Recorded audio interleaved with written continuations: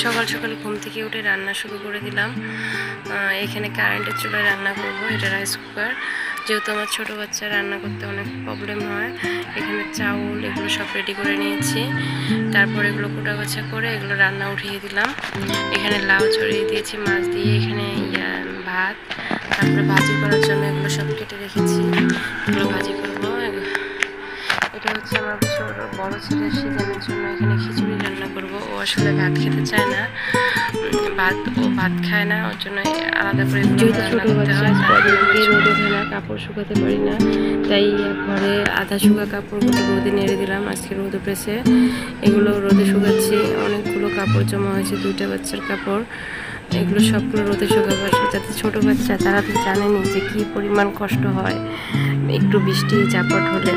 তারপরে দেখেন আমার ঘরের অবস্থা, এখনও এগুলো কাজ করতে পারি নাই। সকালে ঘুম থেকে উঠছি, ফ্রেশ হয়ে বাচ্চারা ঘুম থেকে উঠলো, ঘরের একদম এলোমেলো হয়ে আছে, এগুলো গোছাতে হবে। এর মাঝে আমার ছোট ছেলে সেই জায়গায় উঠে পড়েছে, ওকে ফ্রেশ করিয়ে নিয়ে আসলাম। ফ্রেশ করার পর ওকে একটু করে লোশন দিয়ে গেঞ্জি পরিয়ে ওকে ফ্রেশ করলাম, ও খেলা করতেছে। এর মাঝে আমার তরকারি হয়ে গেছে, দেখবো তরকারিটা এখন নামিয়ে নিলাম। আর তরকারিটা হয়ে গেছে, এখন ভাজি বসিয়ে দিয়েছি, ভাজি হয়ে গেলে তারপর বড় ছেলের খিচুড়ি রান্না করব, করে বাচ্চাকে খাওয়াবো।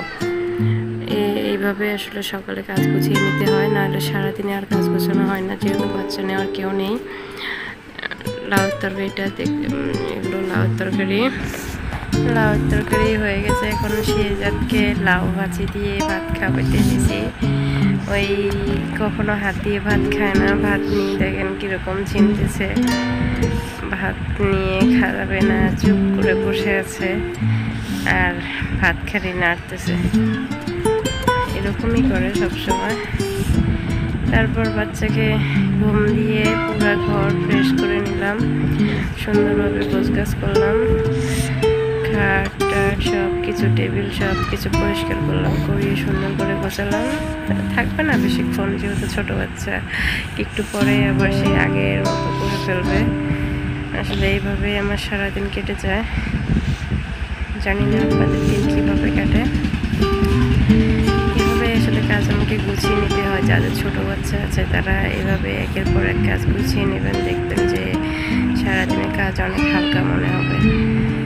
এইভাবে কাজ করলে, আর কাজ এখন বালতিতে অনেকগুলো কাপড় রয়েছে, এগুলো রাতে পোষা পায়খানা কাপড়, এগুলো ধোয়ার জন্য আমি কলের করে চলে গেলাম। কলের করে যে এগুলো পরিষ্কার করব, করে দেন এগুলো আমি শুকাতে দেব।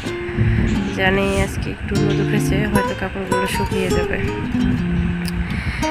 শেহজাদকে নিয়ে এখন খেলা করতেছি, ওই খেলতেছে, শুধু হাসাহাসি করে খেলা করে, অনেক বাজি। ওর বড় ভাইকে ঘুম দিচ্ছে পাশে, সিজান ঘুমাচ্ছে না, বাট ট্রাই করতেছে ঘুম যাওয়ার জন্য। 2টা বাচ্চাকে নিয়ে এইভাবে দিন পাড়ি দিতে হয়। ওকে একটু পিঠ চুলকিয়ে দিলে তাড়াতাড়ি ঘুমায়, একটু আদর করে যেহেতু 2টা বাচ্চা।